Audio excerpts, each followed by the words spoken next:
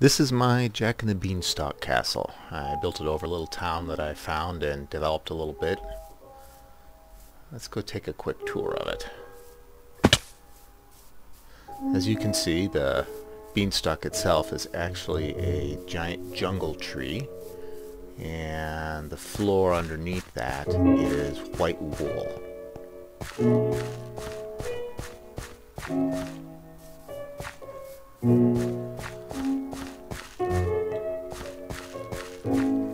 Climbing the tree, you climb the actual vines. You'd have to know which side to climb on. I happen to know it's this one.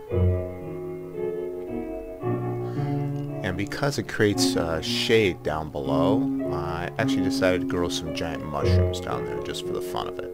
And obviously, things like this skeleton spawn every now and then.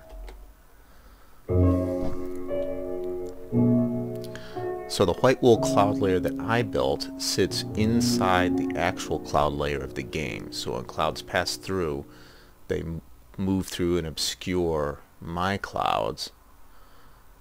But once you get above them, you're above that cloud layer.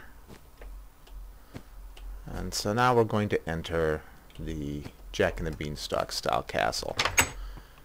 And the main theme of this castle, it's actually based on an actual English castle that I found some floor plans for, was to incorporate as many secret doors as possible. Put this little light source here to help prevent things from spawning inside. So here's the main courtyard. As you can see, it has a balcony running all the way around it. So let's start with the first floor. This is probably my favorite room. This is the Green Bay room, as you can see. It's got a big G on the floor. And there's lots of paintings all over this place. This would be the kitchen. Got ourselves a little cauldron going on and a fireplace. And that switch is one of the first secret doors that we'll probably look at. And this exits you back into the first floor. So I'm going to cross the courtyard here for a moment, simply because I know the way the layout works. All of these little alcoves are these little overlooks. They're part of the original castle design. They were defensive measures in the real castle. They're just decorative in this one. Here's sort of a little living room piece.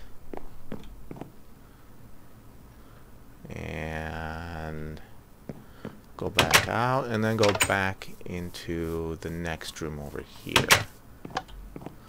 This is actually the most functional room. It's got all my workbenches and building stuff, including an anvil. So this is where I actually did most of my building. And right here is where the secret door will open up. So I'm going to go back into this kitchen. Pull the lever, you can hear the door move. And now when I come over here, there's a secret staircase revealed that leads up to the second floor. And this leads into the library. So from up here, this is not a secret door at all. You'd be able to go down and you'd see the back side of the bricking. But now that we're on the second floor, see there's more paintings. I tried to put as many of them as I could in here. And this little balcony has more of the defensive structures. At the far end, over where the living room was, it's sort of another common room, a guest bedroom, if you will. And this is a ladder leading up to the top of this tower with little Green Bay flags on it. As you can see, we look down and over the whole land from up here. This little walkway leads to the next tower, but we're going to go back down and try and explore the floors one at a time. So this room actually had a direct entrance from inside the courtyard. So we're going to go back up to the second floor over here. And this is the room where we were before. This is the library. So if I exit the library and go in here, you can see the inner workings of a secret door.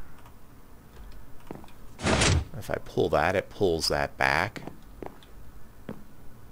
And under normal circumstances, this just looks like a corner. So this is a big banquet room with a big window. You can look down over everything.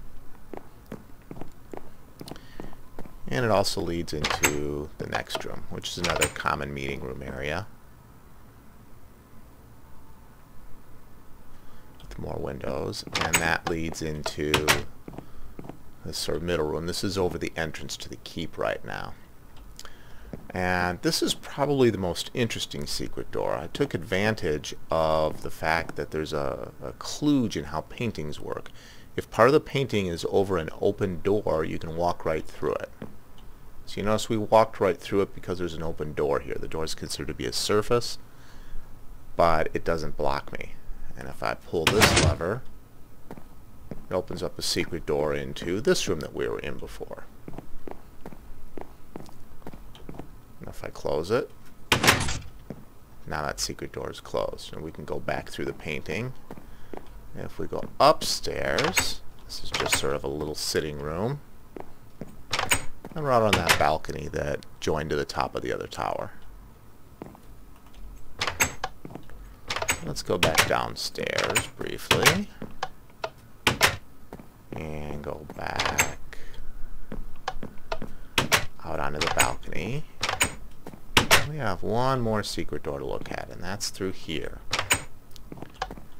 That's the back of the fireplace. So up here, you got to look a little bit because it's easy to miss. There's a lever, and it'll open up a secret door right there. And that opens up a door in here, which is the upstairs bedroom. Nice big painting, which also leads into that.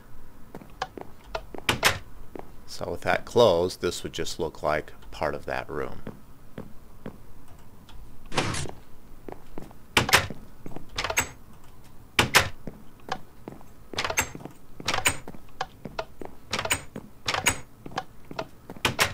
Apologies for the hurry moving around. And so as you can see, the secret door is closed. Actually, this is the only way out of here, is to go through here.